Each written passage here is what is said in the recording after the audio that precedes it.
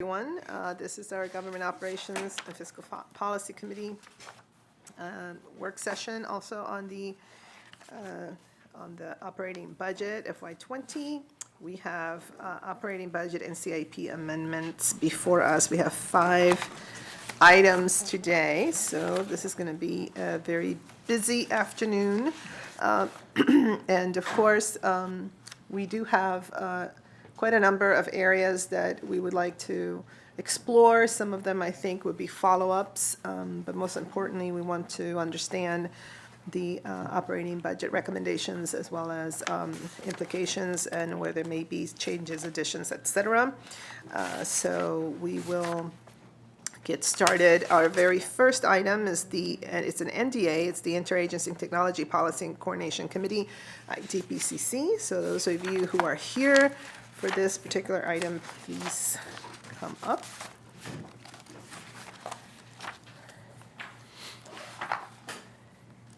All right. And before we get started, I just really want to acknowledge and express my appreciation to Mr. Siegel, who believe this might be the last time that you're before us in this particular role. Chief Information Officer for the Department of Technology Services, and you have been an integral team member, have played an amazing role in leading us through a lot of very important technology initiatives. And so for that, I just want to really express the council's appreciation for everything that you've done. And I'm happy that you're not going to be very far because you are a Montgomery County resident, and I'm sure that we will be calling on you for many different things. So that's really good to know that you're going to be nearby as well. But just really want to thank you. Thank you, Madam Chair. Absolutely.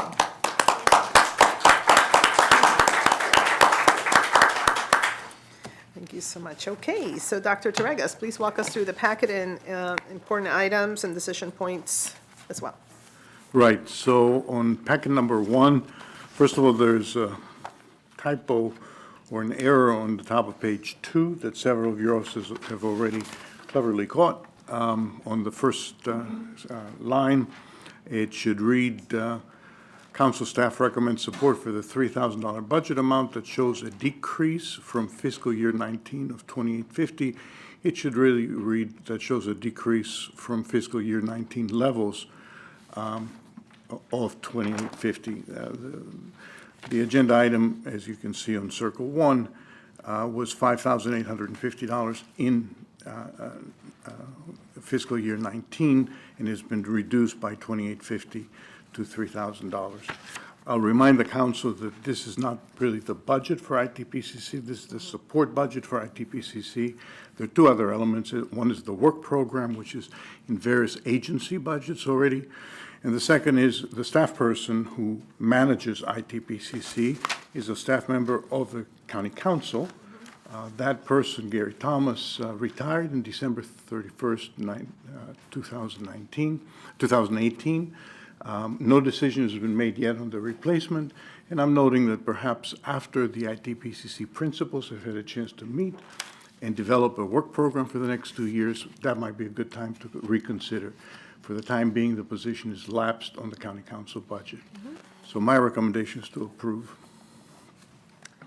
Okay, so the staff recommendation is accept the executive's recommended budget of $3,000 for support. Any objection? No, I'm fine for $3,000. Okay with that for $3,000. All right. See that, Mr. Siegel? You got $3,000 just like that. Just like that. That's how it works over here, yeah. All right, so cable, television, and communication plan. So those who are here for that item, please approach the table.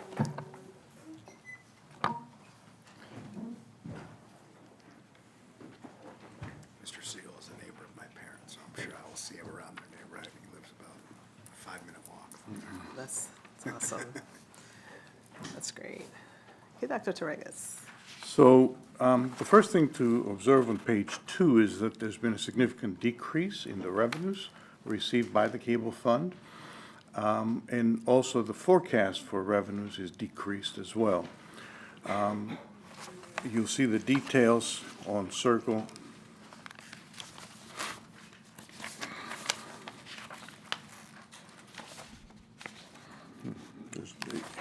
Next to the last page, where the revenues have been decreasing year by year. The important thing to notice is that in fiscal 19, the approved revenue number, which is on line 11, was 28,947,000. The estimated fiscal 19 revenue will be 27 million. That's a significant shortfall, almost $2 million in the same year. Revenues are very difficult to forecast. Perhaps you might want to ask the executive branch how the revenues are forecast, and more importantly, the improvements in revenue forecasts that have been made. So these kinds of sudden decreases in revenue of $2 million, which is significant on a full fund of about $30 million, how we can begin to minimize that. So that's number one on the revenue side. The revenues themselves are distributed, and you'll see on page 3 how they're distributed for the municipalities. So you'll be reminded that Rockville, Tacoma Park, and the smaller municipalities represented by MML receive a certain amount of monies right off the bat. And then you'll see the allocation for the PEGs on table 2 of the packet, and the recommended level of about $10 million, which represents a significant increase of some $489,000 from the year prior. Let me stop there on the revenue side to see if I've raised any questions, or if you'd like to engage the folks on the table. I don't see any lights, so if somebody wants to address just generally the issue around revenues and forecast, et cetera, who would like to speak on that? Good afternoon.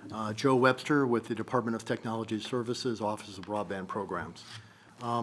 So historically, revenues have been fairly easy to forecast up until the last several years, about a 2% annual increase in cable television franchise revenues. And then beginning in 2016, 2017 timeframe, we actually saw cable television subscribers peak, and we've seen a slight decline in the number of cable television subscriptions since then. For a year or two, the cable operators were able to offset some of that decline in number of cable subscribers with other pricing changes, but it appears that that strategy has been exhausted by the cable service providers, and we are now seeing a decline in actual cable television franchise fee revenue. In order to have a more accurate forecast, given this change in the forecast, we employed the Department of Finance and Mr. Dennis Hetman next to me to develop a model, which he has developed, which will help us forecast, we believe, much more accurately revenue going forward, and I'll let Mr. Hetman describe that to you. Thank you. Dennis Hetman, Department of Finance. So cable were among the most predictable revenues. They were pretty much on autopilot. They would grow at a 2% clip annually, whereby we didn't have to get that rigorous with respect to the calculation. What we're now deploying is the same econometric methods that we use in the Department of Finance, where we account for these macro shifts that are occurring. What we saw beginning in late 2016, early 2017, was Verizon had some pretty explosive growth, but then that was pivoting and becoming more parabolic in shape. It was declining, and in terms of their market share, it was for all three providers, RCN, Comcast, and Verizon. A pivot occurred, and it began to decline. So this new model econometrically forecasts these out.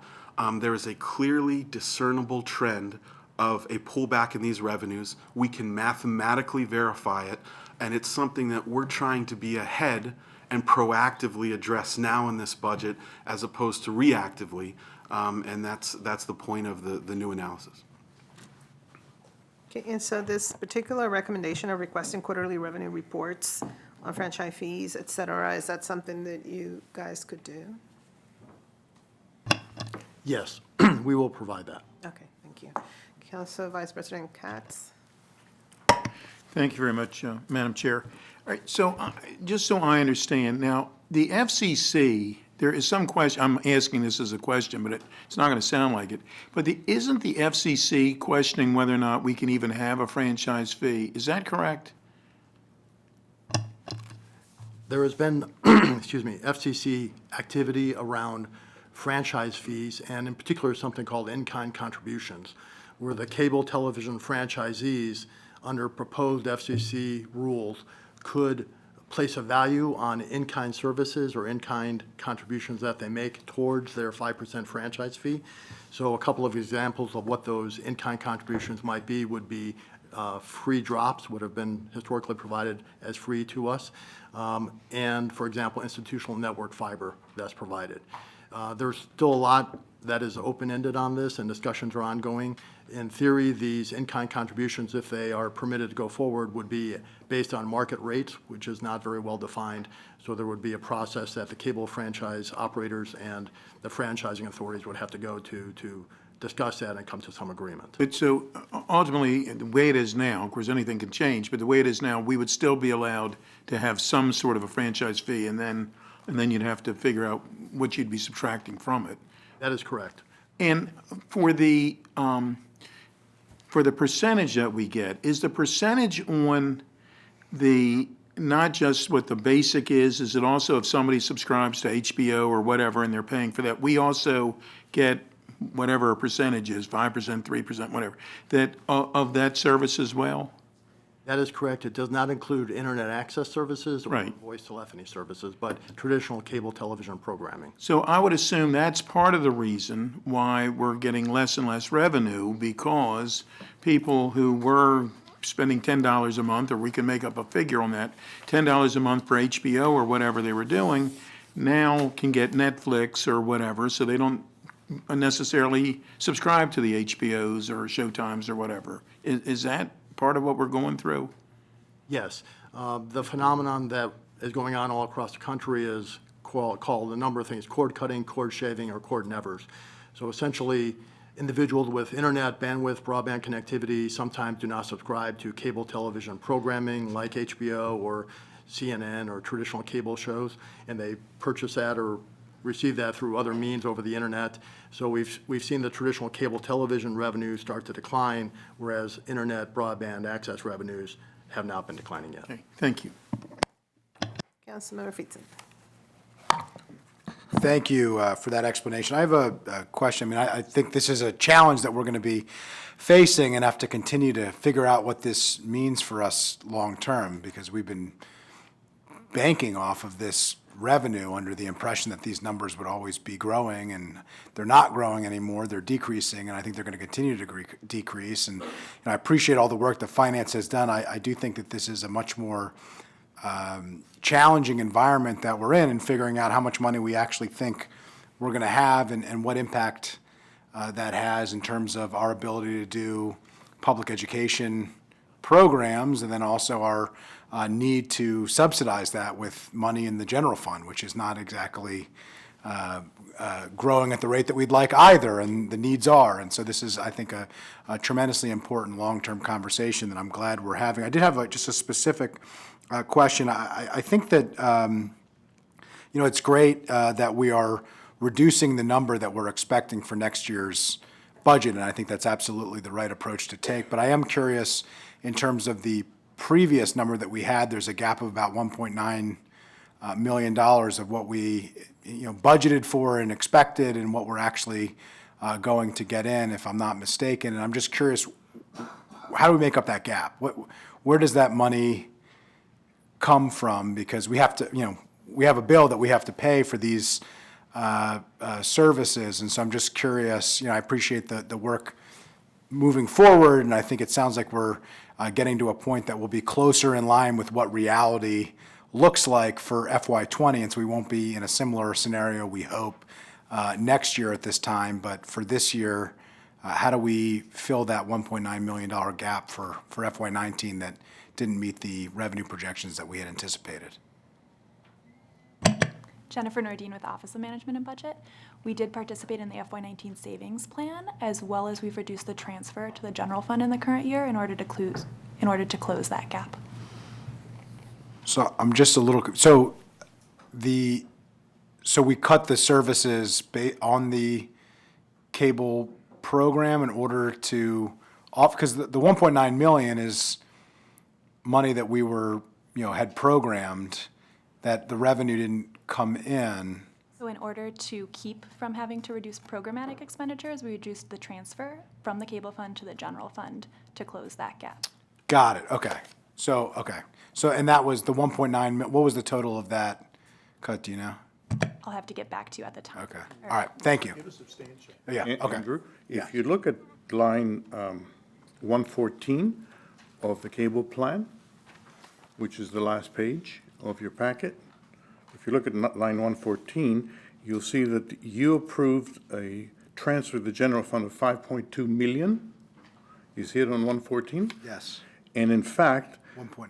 the executive is planning to transfer by the time all is said and done, 1.9. So the difference between 1.9, 2.9, 3.9, 4.9, it's $3.4 million will be reduced. So obviously the general fund will suffer by $3 million. And we don't know how and where. Got it.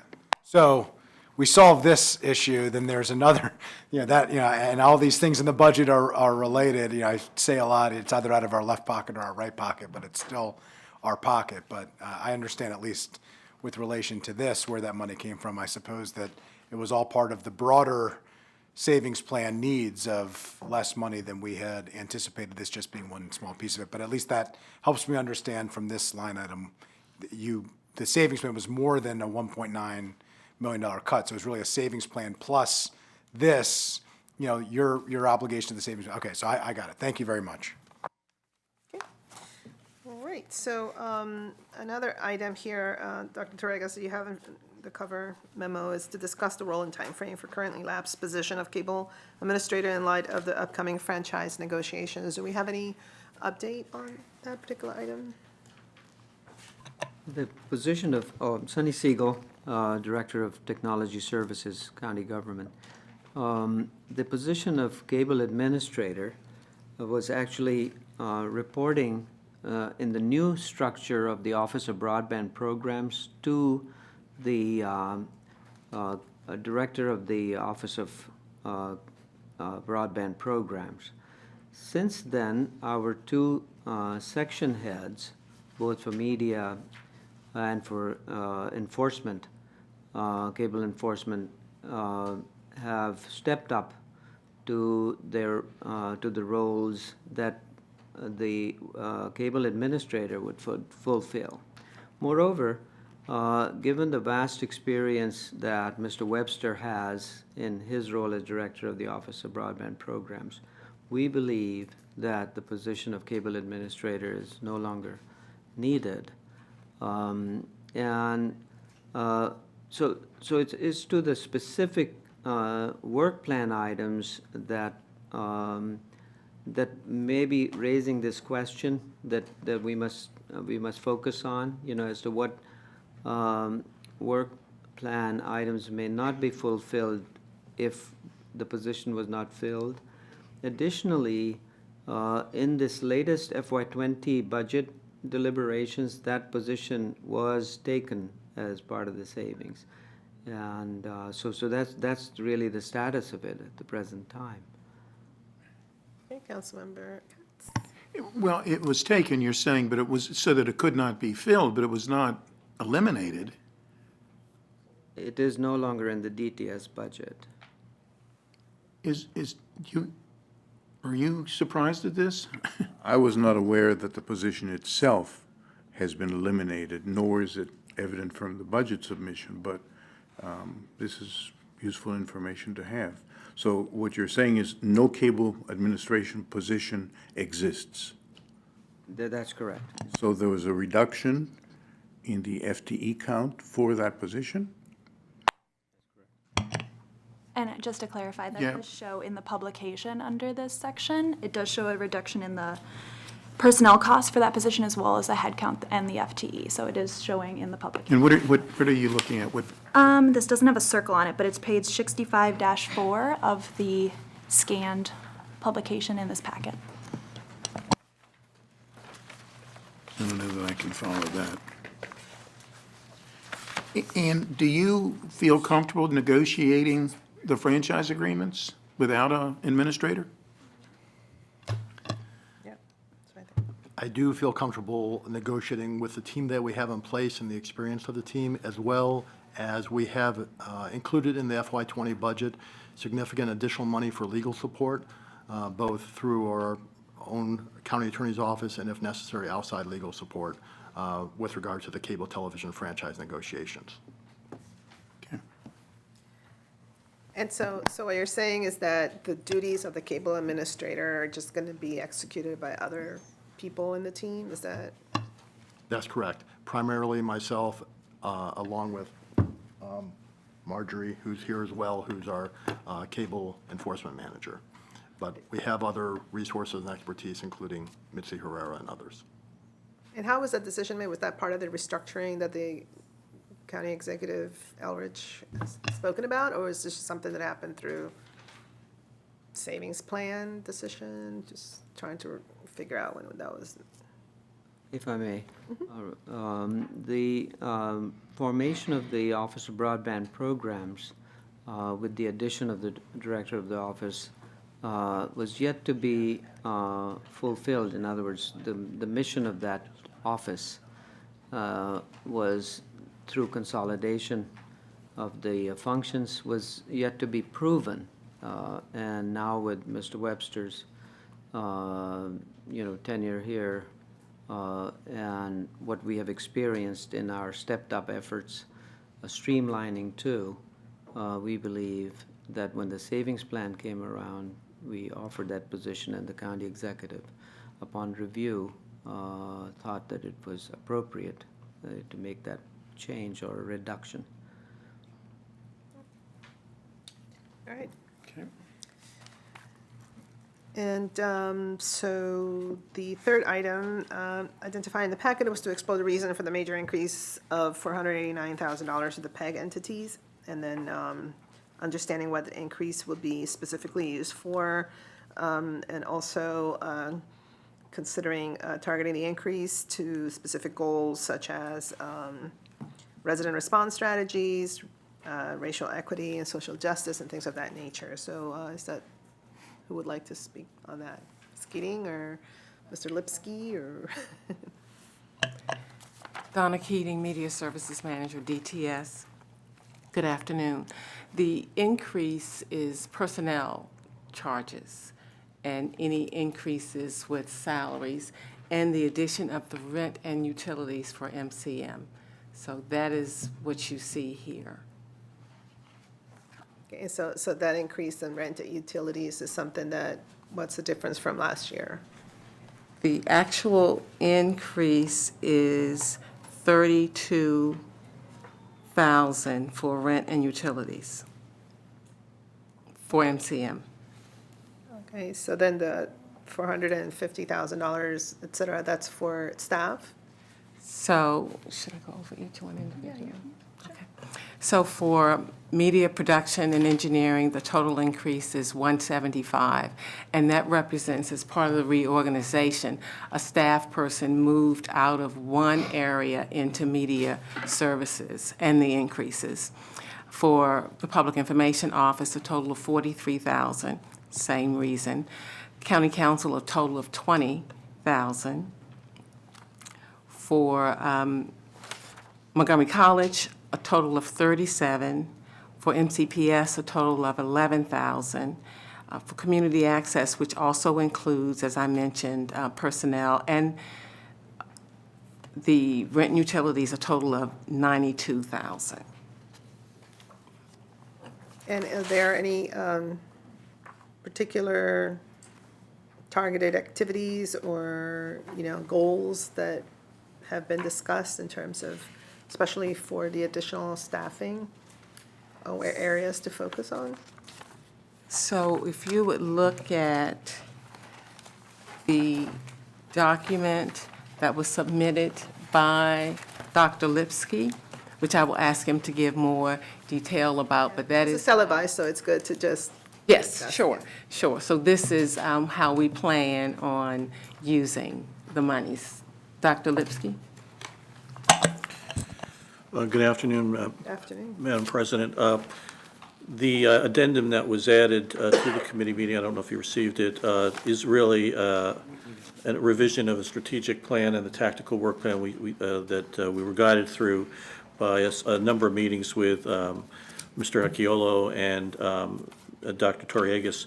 And we have revised our plan dramatically to include a major change in how we're doing business. And we've also, accountability factors have been added, including cost-benefit analysis of how we work together as a group of entities. Also on page 2 of your handout, we've made a major change in terms of identifying 3 topics that we're going to be covering the entire year. That is the racial equity, early childhood education, and a greener county.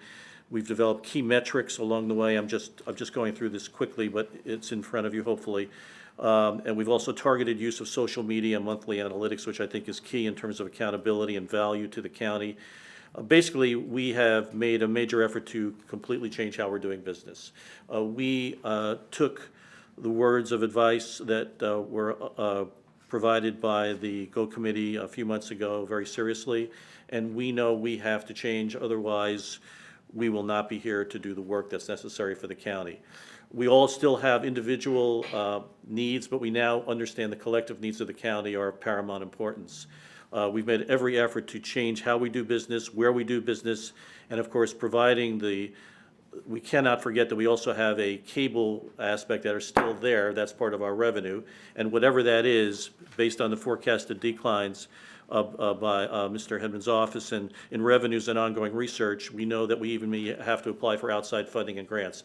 This is not an easy situation we're in. We're in a confluence of a number of different factors, but that's just where we have to be, and after we recognize it, if we don't do that, we know that we will be at a dramatically reduced rate or not exist at all. So we've made every effort to refocus our efforts in the coming year and currently, and we have changed even in recent months how we're doing business, but I want to emphasize that we have made a commitment to change dramatically based upon the need of the county, and we recognize that as the county has changed, we have to change. Thank you for that. I think there is no doubt that these are conversations that are happening on a daily basis, even in the private sector, with media, just recognizing that things have just changed dramatically in how people consume information, how people interact with information, the format in which everybody wants to receive information. All of that is just a changing landscape. And so, for us, it's no different. This is exactly right. And the revenue forecasts, even for, private media, it's also a major challenge. And so people are definitely looking at those innovative ways to be able to not only provide the information, but increase the engagement and drive up, hopefully, revenues. So I think that, it mirrors what's happening out there. And I'm really pleased to hear that there's, they're pivoting into this notion of how to best provide that information and that engagement that is sorely needed. That's the other issue, right? I mean, we see it here in the county. It's not like we have a lot of outlets reporting what's happening, and so that's another major challenge. And there is this space here that we could really occupy to provide that kind of factual information to our residents as well. So I appreciate that work. Council Vice President. Thank you very much, Madam Chair. First off, thank you very much for the addendum. It was very, very helpful. But on part of it, and on page 2 of it, you say that you're, beyond everything else, you're going to look for outside funding. Where could you get outside funding for something like this? I think we can look for grants. I know that the area that needs to be helped, the county needs areas also in terms of addressing their needs relating to businesses and outreach and Chamber of Commerce. We intend to provide some assistance to Chamber of Commerce and hopefully recycle that money in to help defray some of the other costs that we're going to have to accept. I think that we need to embrace more of the business community that we have in the past. We have had so much work on our own area, but we haven't necessarily been in the business area that we need to address. This can be a win-win for both sides. They need help. They go to private industry often to do it. We have the same resources and the ability to do the quality as well as the social media. But we have not made that effort in a very strong fashion, and we propose to do that in a more direct fashion in the immediate future. Good, thank you. Excellent. Yes. As a follow-up, we also plan on working with the resources of Montgomery Community Media as they have a team that looks for outside funding. Wonderful. Thank you so much. All right, so Dr. Torriegas, number 4, is that an action item for us then? Yes, number 4 is, follows through a discussion that you've had during your February meeting of the GEO Committee on the preliminary cable plan, where you've been funding an item called Wi-Fi in the Parks or Safe Parks Initiative for the last 2 years. You indicated an interest to continue that funding. It was not included in the final cable plan, so my recommendation is to shift $100,000 from the robust cable fund balance and fund that initiative for fiscal 2020. And I think Henry Moboyani from Parks is here if you'd like to ask any questions. Sure, Mr. Mojave. Yeah. Good afternoon. Good afternoon. My name is Henry Mobayani. I'm Chief Technology Officer for Planning Department and Department of Parks. I'm excited to report back to you that you tasked us to develop and implement Wi-Fi in the parks. We moved from only Wi-Fi. We have changed the name to Connect Parks. We are not only providing Wi-Fi, we have technology that improves the security where it's needed. We have developed this, and this is helping community outreach, following the same approach that Gene Lynch Park is going to have.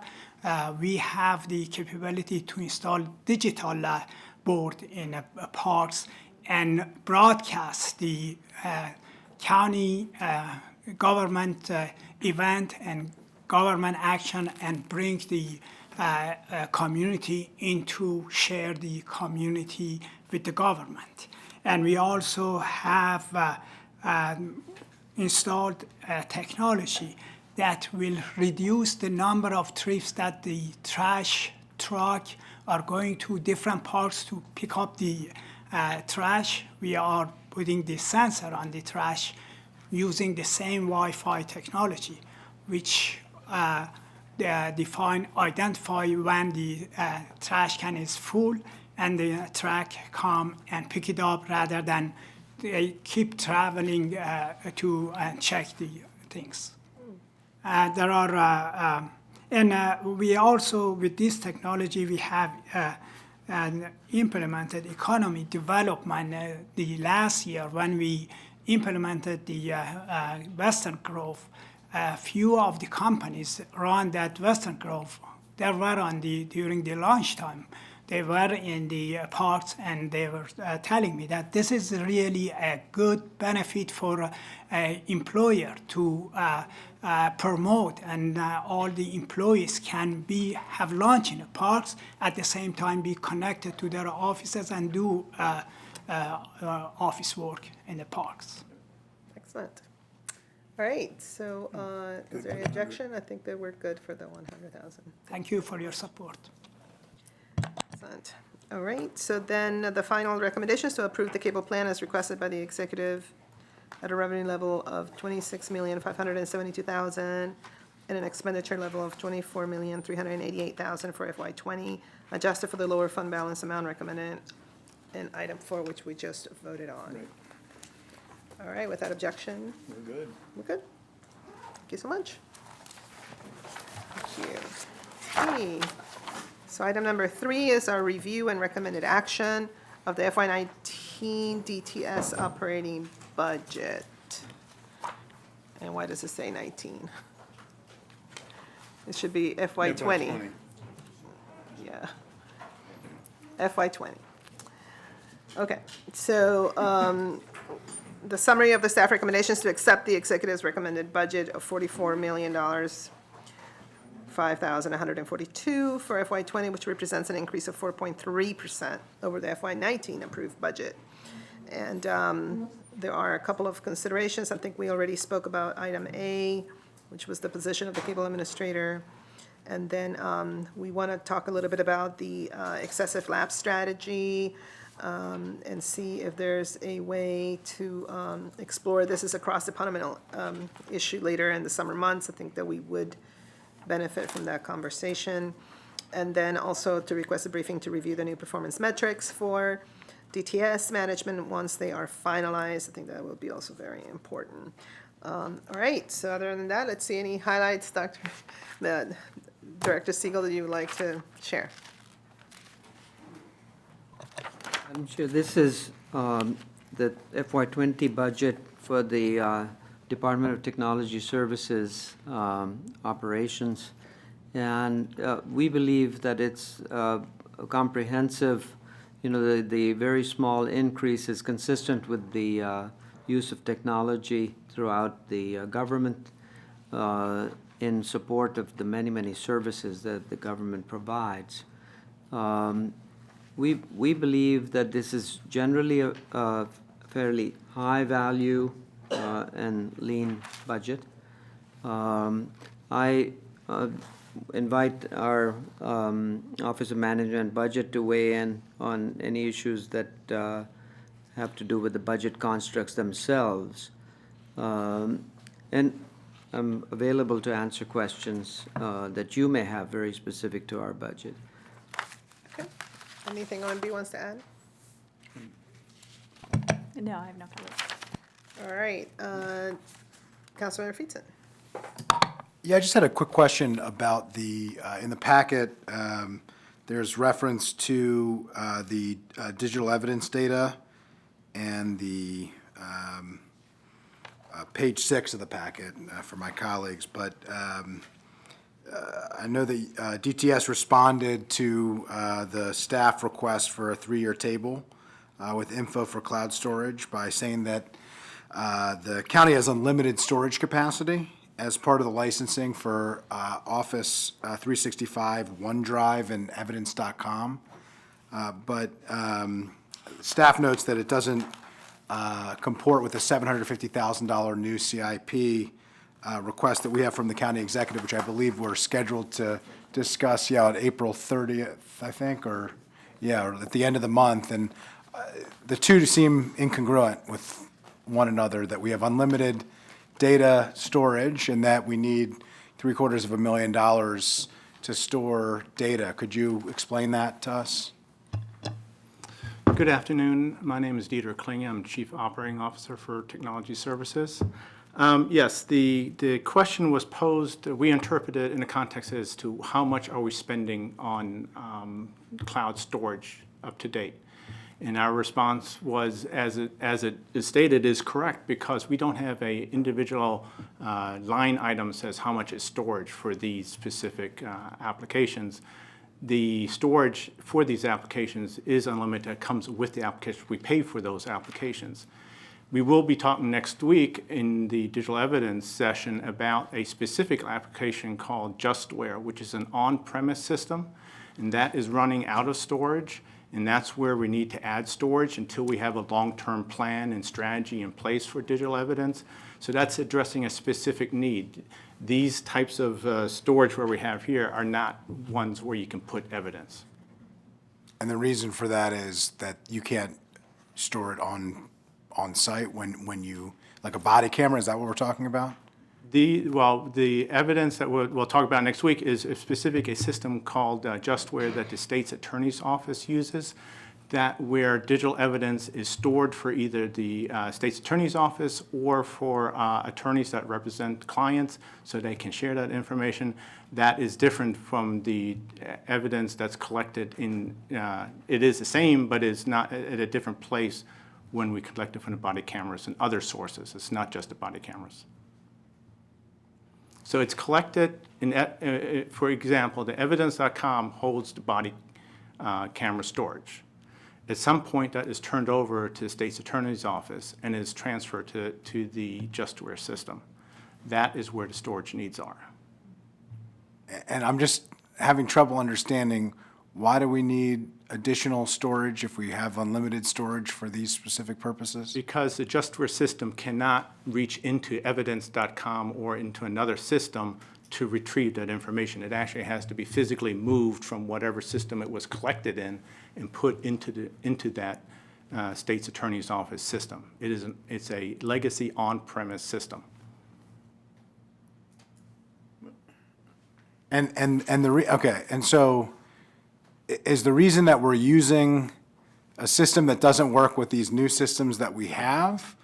Or is there a requirement that some type of need that we have to use that system that doesn't comport with the unlimited data that we're already paying for? Yes to both, to that this is a system that we've had for a number of years. The growth, and we will demonstrate that when we meet next week, we can show the exponential growth that's been happening with that system. And that is system to be able to make the video available to, again, the attorneys on the county side, and then also the defense attorneys when they have to be able to share all information that they have, including evidence, has to be in this. And the availability of those, the availability of the evidence, would it be available with the other data store if we stored it somewhere else? No, it has to be in that JustWare system. For what reason? Because that is the system that the county, state's attorney's office chose to handle all their case management. So those are two different things. Saying it has to be in that system, or that's the system that we've decided we preferred to use, and there's a $300,000 or $750,000 expense associated with that choice, even if there are other options available, are two different things. That is a correct statement. That is the system that we had chosen in the past.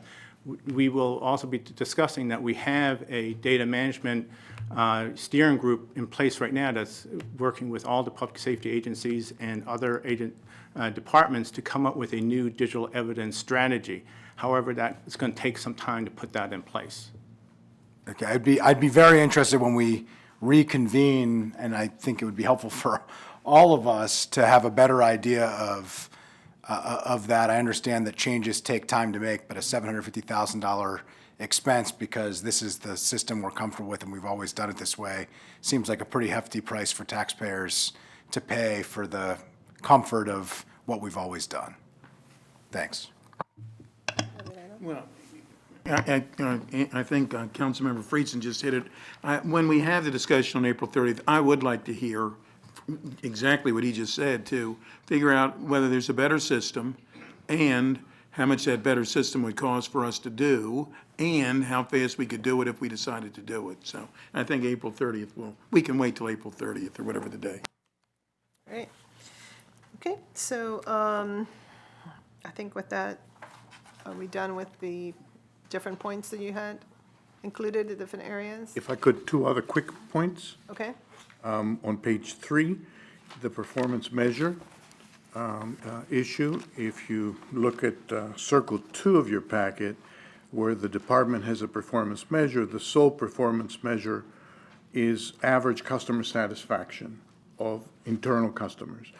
And when you spend $44 million simply to depend on the internal customers, and they say, I got good service from DTS, may not be enough to give a real strong performance measurement indicator for the management of DTS.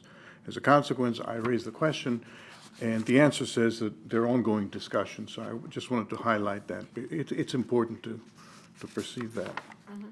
One other thing that I wanted to make sure that you're noticing is on page 5, I referenced specifically the Chief Data Officer and Chief Broadband Officer, and I've attached the descriptions in the back, are now non-merit positions, and the full council had robust discussions around all non-merit positions, but 2 of them are in DTS. There's no extra cost involved because the positions were already funded in the DTS program.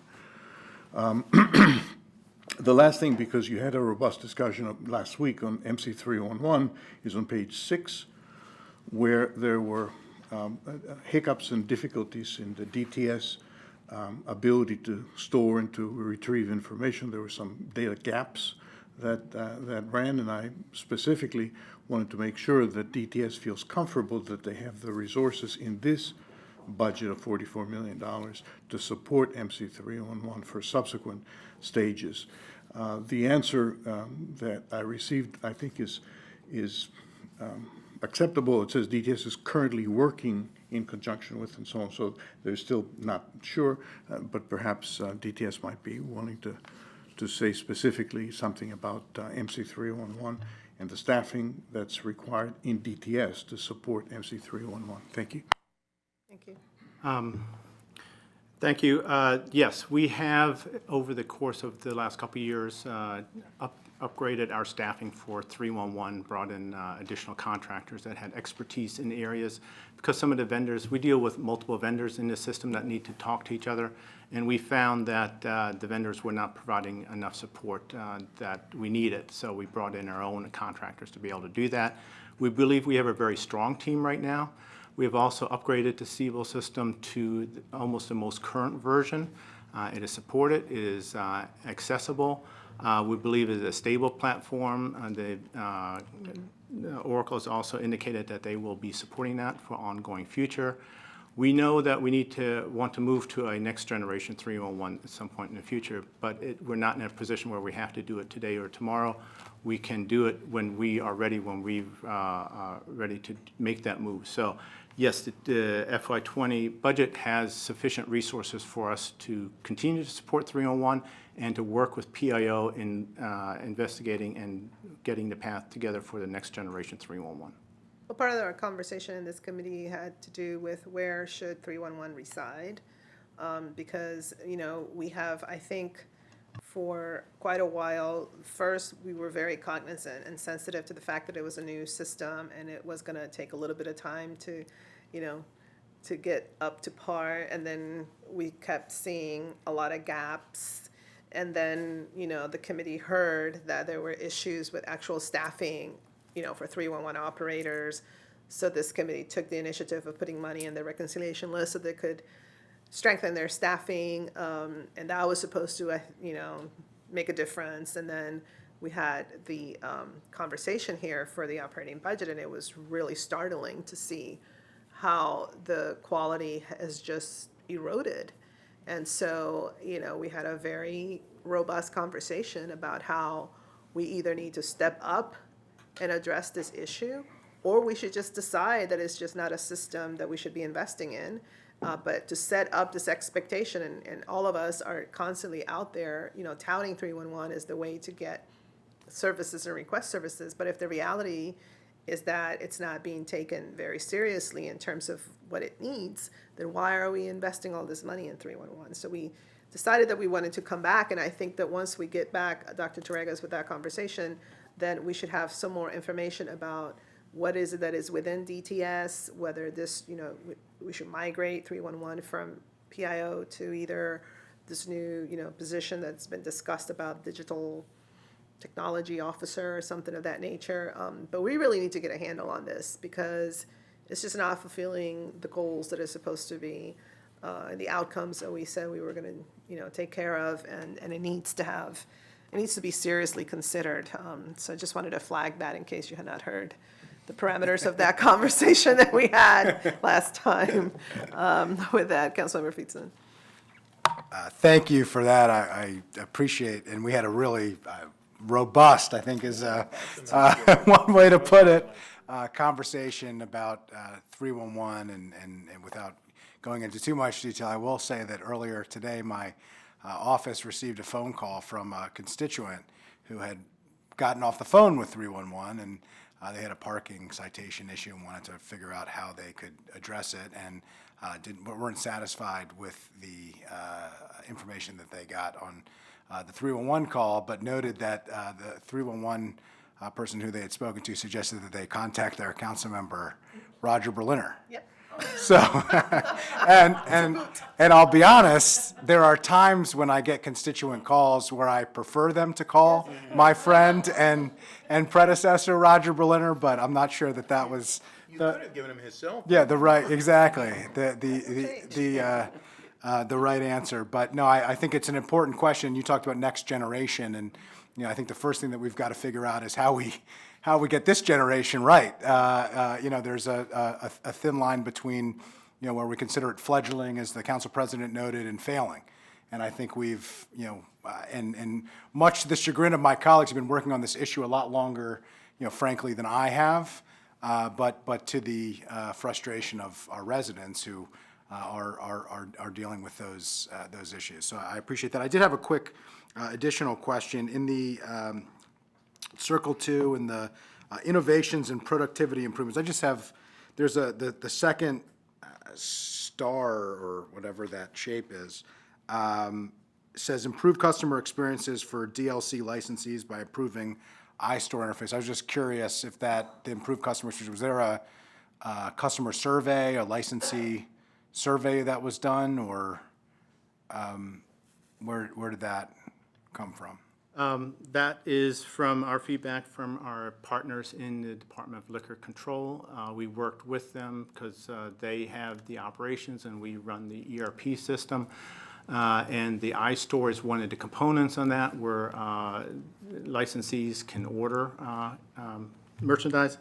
And there was a lot of negative feedback about that experience on that site, and they worked with contractors that we provided that was upgraded, and then they got improved feedback from their customers. And so this was the moving from the paper to the automated system and some of the challenges that had taken place with the ability to actually put in orders through the automated system. Right. And the improved customer experiences from the DLC, not necessarily from the licensees. No, from the licensees, but I'm saying that. But you're hearing it from the DLC, I'm just. Correct. Okay, great, thanks. Okay, so I think that with that, without objection, we will accept the executive's recommended budget for Department of Technology Services of $44,005,142. Okay, thank you so much. All right, moving right along to item number 4. This is the NDA for device client management. And for this item, the recommendation is to accept the executive's recommended FY20 budget for the device client management of $8,006,200. And what I see here is that the budget request is $800,000 higher than FY19 approved budget because it restores a cut of $800,000, which was made necessary because of fiscal conditions last year. Any highlights for this item other than that particular change? You got a thumbs Okay, up. got a thumbs up. Anything you'd like to add after that thumbs up? Any objection or Everybody's questions thumbs from my up. colleagues? This is important because we don't want to fall behind on Right. these replacements because then it's more expensive. So I think it's wise to restore that $800,000 Penny wise. for sure. All right, so any objections to this item? No, with that, we approve this budget. And then finally, we have item number 5, which is the FY20 Telecommunications NDA operating budget. And for this particular item, our staff recommends that we encourage the Department of Technology Services to continue exploring and deploying joint telecommunications service delivery models with outside agencies at the most opportune time, and the fact that ITPCC can provide an excellent vehicle to develop and deploy such shared technology platforms, and also recommends adoption of the FY20 recommended, executive recommended operating budget for $5,356,382. So how about those collaborations? Dr. Tragus? Just a brief comment. This NDA was first seen by the committee 2.5 years ago when the county decided to, the executive branch decided to centralize telecommunication charges into one program for about $5 million. Hasn't changed. The number hasn't changed over the last 3 years. I believe that this is the last year of the 3-year migration. This is why I've emphasized it. I just want to clarify, since we have executive staff here, what happens after this 3rd year is finished, the 2020 year, which would presumably be the end of the migration and the beginning of savings that no longer have to pay for something. It could be a savings of $2-3 million a year. So have I understood this right? And if not, please clarify so that the committee knows that after 2020, there will be savings that accrue to the general fund or are otherwise expended.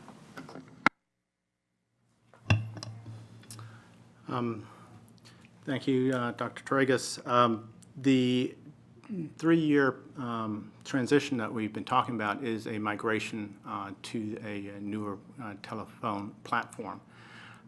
We had estimated it will take 3 years because we wanted to make it budget neutral, meaning that we're not going to ask for money up front to invest in a lot of capital and then see the returns later. What we have been doing to date is doing some piloting of systems, which we have concluded at this time. We have realized some savings already by switching our carriers, and we have started reinvesting those savings into infrastructure that's required no matter what platform we end up with in the final analysis, because they all need higher grade networking than we have now. And some of our networking was, with everything else, fiscal pressures, pushed back to the back burner to get those things replaced. So there is still an anticipation that if we do not have a change in budget, if we want to keep the budget neutral, that it will take us to do a transition in 3 years. But it'd be 3 years from now. It's not ending this year. We're already realizing the savings from carrier changes, and we're reinvesting those. Once we finish the reinvestment in the network and we finish a transition to a new system, then we do see an overall reduction, we believe, in the budgeting or the amount required for the telecommunications program. Okay, Councilmember Friesen. Yeah, I appreciate the thoughtful way that you have addressed that so that it doesn't come, all at once with significant upfront costs, and that would be difficult to digest, and are slowly moving it out. And there are, obviously cost savings, particularly moving to voice over IP, which tends to be long-term cheaper. I'm just curious, with the move to consolidate telecommunications, which I think makes a lot of sense. I wish we did more of it, and I'm hopeful that the ITPCC looks at more opportunities to have consolidated technological platforms for similar, particularly basic services like telecommunications and servers and situations like that. So now that it's under one roof, are we looking at larger master contracts, or are we just having the same folks who are doing piecemeal, department by department phone systems and others? Are we doing it by building, even if there are multiple departments in that building? Are we doing it countywide? I mean, what's the approach that we're using for the in terms of the broader context of the telecommunications platforms that we're utilizing? For county government, we are the central provider of telephone services for all departments. We also provide it for the circuit court. However, for the schools, park and planning, and Montgomery College, they have their own contracts and their own administration of systems. Is that because they're state agencies? I mean, is that the reason why? You want Max, any? I mean, is there a statutory reason why they're separate, or? Physically, we're in different locations, and in the past, when you had to have a physical PBX, and Max Stuckey, our division chief, can explain more, it made sense to have a separate system for each agency. My name is Max Stuckey. I'm chief of the Enterprise Telecommunications Division in the Department of Technology Services. Years ago, we attempted to consolidate everything to include schools, colleges, and so we got pushback because they were on a separate system, and so they wanted to remain on separate systems. What we need to do moving forward is consolidate, because we're in the world of convergence, as you know, and so that way we can leverage our existing fiber platform to be able to take advantage of being able to consolidate systems. I think that is going to be a goal moving forward. For now, though, with respect to the Department of Technology Services, we focus only on government entities. Got it. And do you have any indication, do we spend more money or less money, does the county versus the other systems that are outside, on similar telecommunication services? I think that we spend more money from a telephony perspective with respect to phones. However, I think that if we converge these efforts, I think that we would realize savings. So right now, as separate entities, I believe in the overall picture, we would be spending more money. Do you think the impact in terms of spending of county dollars would be less if we consolidated? That is correct. Yeah, okay. I would be interested in further conversation on that front, because I do think, as we have discussed before, and I think this is an area where the ITPCC can, really forge ahead and figure these things out. That is the purpose of having high-level principal-type folks at the table with the subject matter experts in the various agencies to figure out where we can consolidate for cost savings and for improved, technological advancements, for the county overall, and get out of the parochial, the 750,000 we talked about earlier. It seems to me, at least on the surface, that's, well, we've always used this system. We've always done it this way. We've always had our own. And I think we've got to get out of that parochial, siloed effect, because we just can't afford not to. I mean, the money is getting tighter and tighter, the needs are getting bigger and bigger, and I think technology is really the one area where we can leverage to the greatest extent possible, and I'm hopeful that we can move forward. So thank you for that. I will only mention that I know I've had conversations with the executive where he has expressed his interest in looking at specifically the Department of Technology Services and some of the procurement and some of the decisions that have been made to see how we could, realize savings while getting the most out of what we're, specifically doing. So I think there's some active examination of those opportunities as well. Thank you. Okay. All right, anything else? Mr. Siegel, is there something you wanted to add? From the CIO subcommittee of the ITPCC, from their perspective, I wanted to add that we are now collaborating on several aspects of what are cloud services when it comes to telecommunications, especially voice communications when merging with data services. So in that regard, we are in our pilot of the Unified Communications as a Service. You are using the Montgomery College contract, and the college and the county's pilot were on parallel tracks. WSSC has indicated that they too are going to use FiberNet and extensions to the FiberNet to get to cloud services for telephony. And so it's really setting us up for the future vision that Councilmember Friedson just shared with us, to have a consolidated offering. And then there are a lot of benefits as well to that. However, for now, as Mr. Stuckey stated, we have an investment on legacy systems that will gradually get phased out. Several of them are becoming due for upgrade, and so this is quite the opportunity.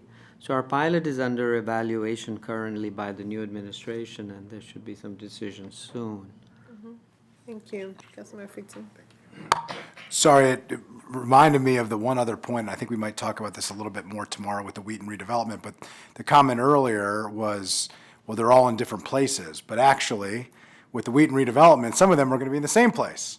And Park and Planning, particularly with county agencies all in the same building. And I did just want to note with my other committee, at the Fed committee, I asked Department of Permitting Services during a budget meeting of whether or not they had had conversations with the other agencies about potential cost savings, like on technology for servers and other things that otherwise might have been separate, but now that they were going to be occupying the same building, there might be opportunities. And the response, I was a little bit underwhelmed, frankly, with all due respect to the department, that it was well, we have totally different needs with totally different things that we do, and so we have to have a totally different system, and while we are fine having a conversation, it's not something that we would really entertain doing, and that's why I think that the ITPCC should really be at the forefront of this, because if we leave it up to departments to make these decisions on their own, everybody's going to keep their own toy because they're comfortable playing with that toy. And that's just the reality. And so I do think that we have to seize opportunities as they come. And with this significant investment of taxpayer dollars with the Wheaton redevelopment, which is just one of many opportunities, but we have many different agencies coming together in one structure with tremendous opportunity outside those walls, which is what we've focused a lot of these things on. But I think there's tremendous opportunities inside those walls in terms of collaboration with the agencies in and outside of county government to be able to work together, to collaborate, to find cost savings, to find opportunities to partner.